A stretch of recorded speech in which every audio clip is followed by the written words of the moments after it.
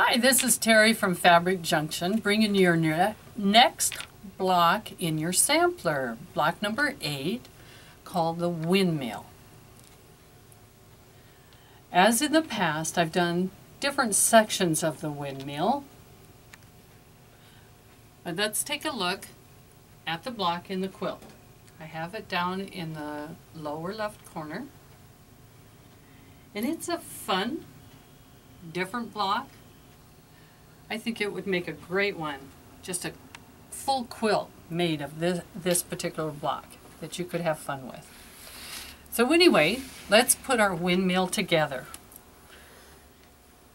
As you can see, I've laid out some of the pieces, and here's my squares and triangles that I need to put together. To start with, we're going to do our half square triangles.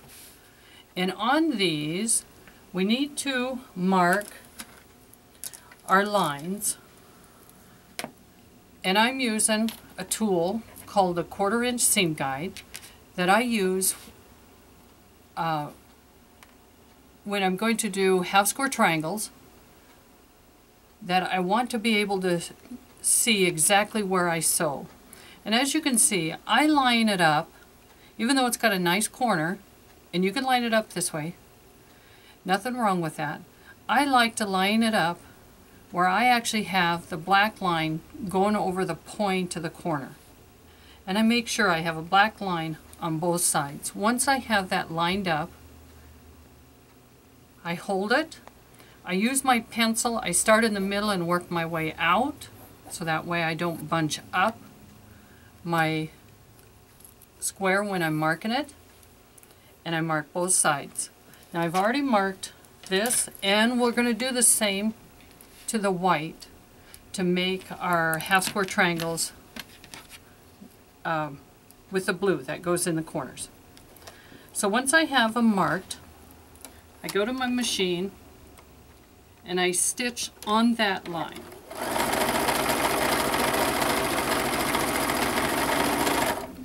And I go through and I do my whole stack.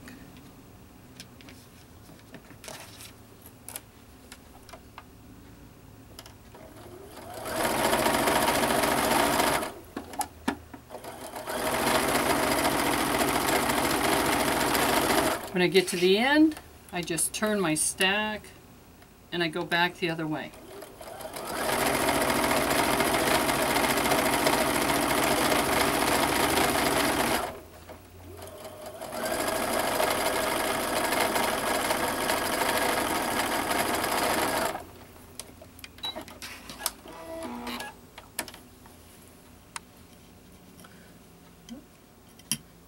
Go. If you want, you can actually take your straight edge, because I've got a couple of them here. You can line it up on the points, point to point, and separate your two pieces, or you can cut them with a scissor. When I have lots of them, a lot of times I prefer using my cutter and a straight edge. Once I have that completed, time to press. And like most things, press to the dark or the less bulky. That's your choice. And in this case, I'm pressing to the blue.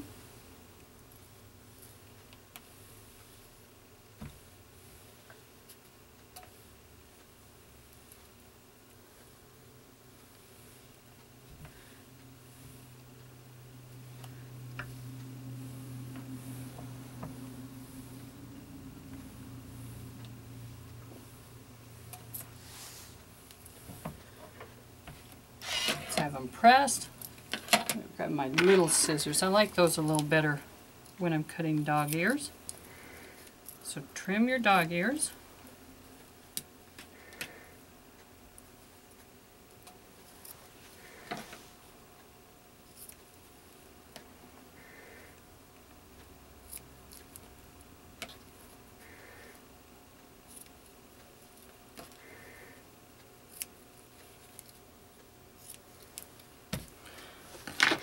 Okay, I'm going to lay my windmill out in the direction that it's supposed to go, But I'm going to finish up my corners first. So I know I have those pieces, so I want to finish those up. So I lay my piece, take and look at my pattern and know that the white goes on to the blue and my red is sewn to the white. So I know that's the order it goes in. I can see it on my piece, I can see it on my pattern. But I need to turn it because when I sew, this is where I like to have it when I sew. And I start with the right one and sew it onto the square. I start it up on the 45 degree. I have my little tail.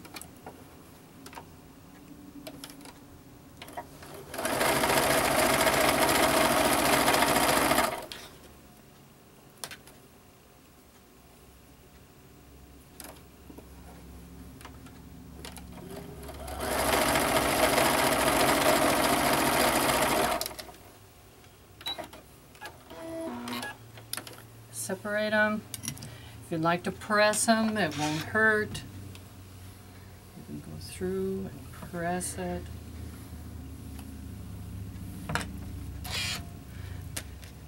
Put it back and go, did I sew it to the right corner? Whoop. Put it back in the right order. There we go. Make sure I'm looking the same as my guy here. So yes, I did. Now it's time to sew the other two. Again, I like to start up where I can match up the corner.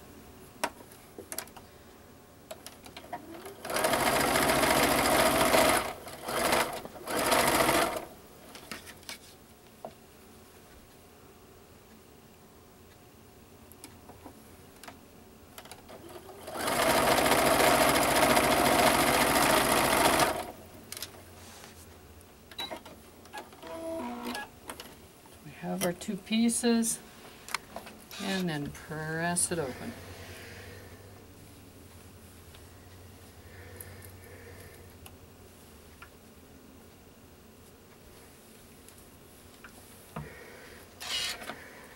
Cut away the extra bulk that's right there where those seams cross. You don't need that. Put it in the position the way it goes in my quilt and go, yep, that looks right, that looks right, that looks right. So on this particular one, since we are set up a little different, I'm going to sew my center together first.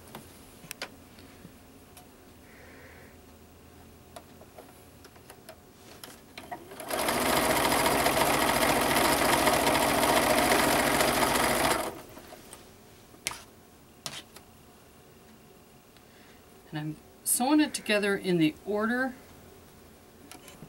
that it's going to be together.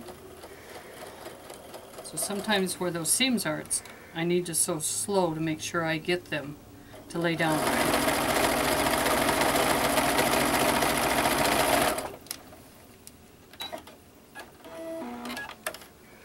So now I want to open my center up and I'm going to sew the two of them together.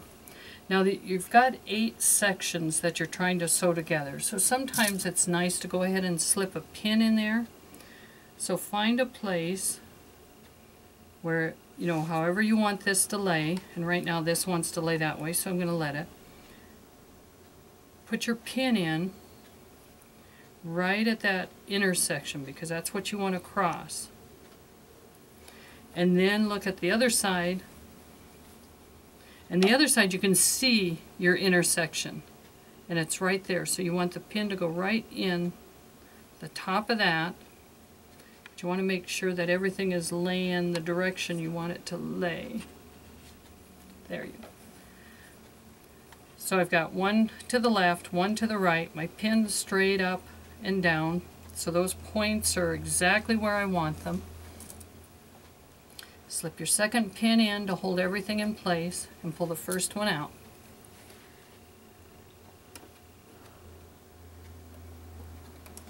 I see one of mine is just a smidgen long and I want my feed dogs to gather that in. So I need to line it up, let my feed dogs gather that little extra in.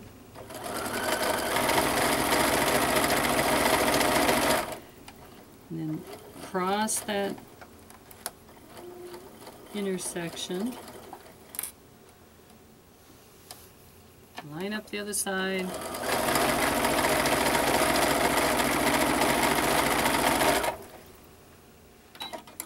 Now we'll see how close I came at getting those points to meet. Not too bad. Actually, not too bad. So once I have those, now it's time to put on the triangles on the other side. And again, if you're uncomfortable finding your 1/4 inch mark, just get a ruler, get your straight edge out, and just mark it. Doesn't have to be marked real heavy, but just go around your block. And the ones you need to mark is this one here, because this is the one that's going to attach to that one. And you can see where you want these to match up. Excuse me. So you don't need to mark those, but to get it lined up on here, you can just go around it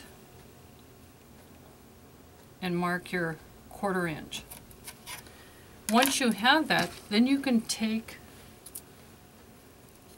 the rectangle you made, put the pin right in that intersection that you want to cross, where your seams cross. That's where you want your pin to go.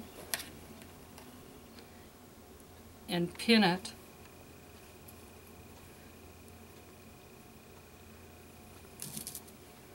And the second pin so it doesn't shift. And then you have it lined up. So when I do this, I do what I call a left and a right, opposite sides.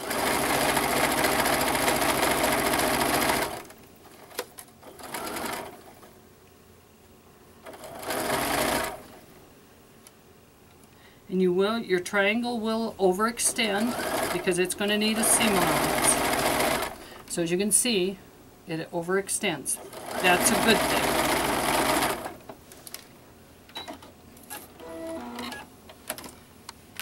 If you're comfortable with your placement and stuff, you can just take your 2 pieces, line up, because you do have a seam allowance there. You can just line them up and sew. If you'd like to pin, go ahead and pin.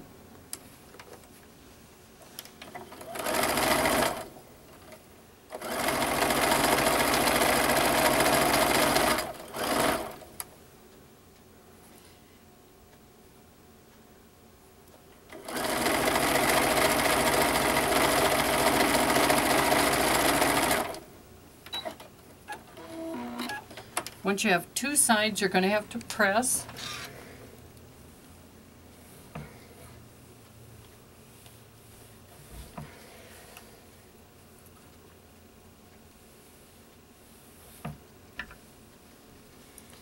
Press the rest of my block here. That wants to go around. There he goes.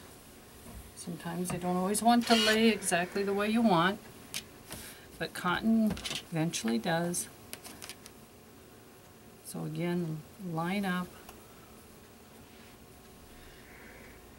Keep an eye out for that intersection, because whether it's a 1/4 inch or a little greater than a 1/4 inch, you want to make sure that that's where you're crossing.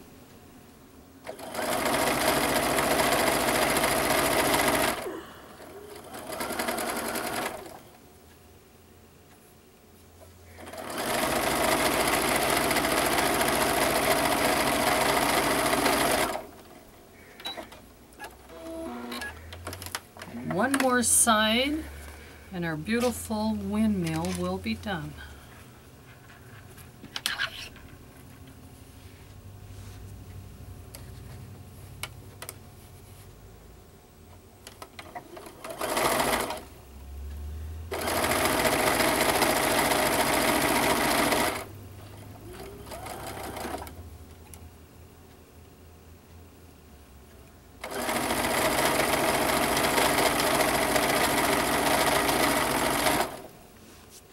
So now you'll cut off the extra dog ears that you created and press it, and now you have your beautiful Windmill ready to go into your sampler.